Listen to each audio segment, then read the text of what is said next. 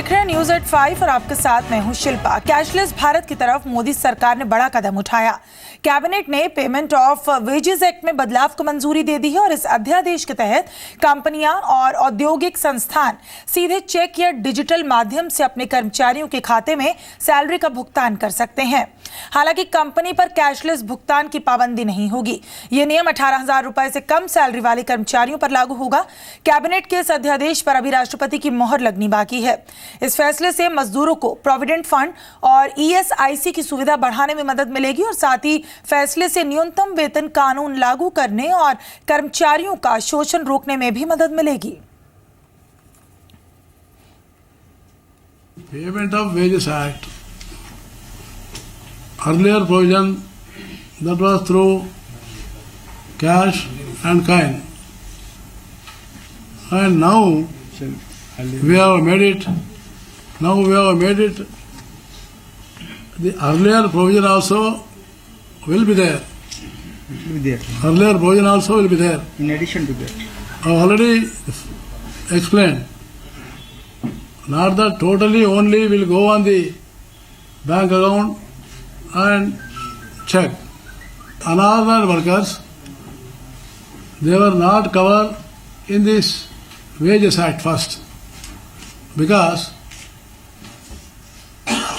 the state governments, they have their own wages, and minimum wages fixed by the state government. And in different states, different minimum wages are there. So that way center will not come in the picture. At center sphere, we notify, as I have said, we have notified and I have made this 18,000, this thing, for the state governments. And now I am informing you that there is no such universal minimum wage. There is no such universal minimum wage. और आलोक हमारे संवाददाता इस वक्त हमारे साथ जुड़ रहे हैं। आलोक, ये बताइए कि डिजिटल इंडिया की दिशा में कितना बड़ा कदम माना जाए? देखिए, कैबिनेट में जो आज फैसला हुआ है उसमें सबसे महत्वपूर्ण फैसला है जो पेमेंट ऑफ वेजेज एक्ट है उसको ऑर्डिनेंस के जरिए लाया गया है। हालांकि सरकार ने इसे पिछले जो अभी पार्लियामेंट सेशन गया उसमें भी पास करने की कोशिश की थी, लेकिन वो पास नहीं हो पाया। इसलिए सरकार ने आज कैबिनेट की बैठक में ऑर्डिनेंस के जरिए पेमेंट ऑफ वेजेज एक्ट में एक बदलाव किया है। जो सेक्शन 6 है उसमें इलेक्ट्रॉनिक पेमेंट के मोड को जोड़ा गया है, यानी कि अब बिजनेस या इंडस्ट्री अपने एम्प्लॉयज़ को इलेक्ट्रॉनिक माध्यम के जरिए भी पेमेंट कर सकेगी, जो वेजेस हैं उसका भुगतान कर सकेगी।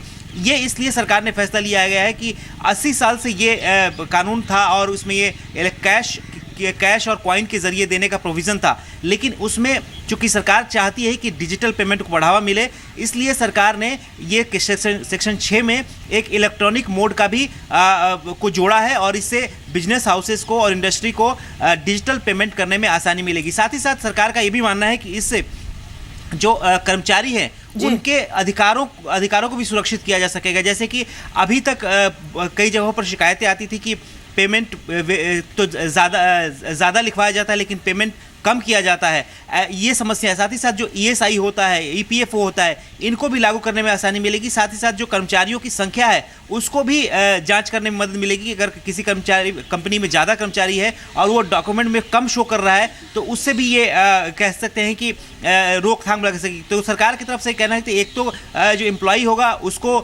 उसके सामाजिक अधिकार और जो सुरक्षा है वो मदद मिलेगी। साथ ही साथ बिजनेस हाउसेस को एक और मीन्स ऑफ पेमेंट मिलेगा जिससे कि वो पेमेंट कर सकेंगी। हालांकि ये राज्यों का अधिकार है और बहुत सारे राज्यों ने इसको लागू कर दिया, जैसे तेलंगाना, आंध्र प्रदेश, केरल, इन तमाम राज्यों में इलेक्ट्रॉनिक मोड ऑफ पेमेंट लागू है, लेकिन सरकार चाहती है कि इस डिजिटल मोड के जरिए वेतन के भुगतान को बढ़ावा मिले। इसीलिए सरकार ने जो पेमेंट ऑफ वेजेज एक्ट है उसमें बदलाव किया है। जी, बहुत शुक्रिया आलोक इस तमाम जानकारी के लिए आपका।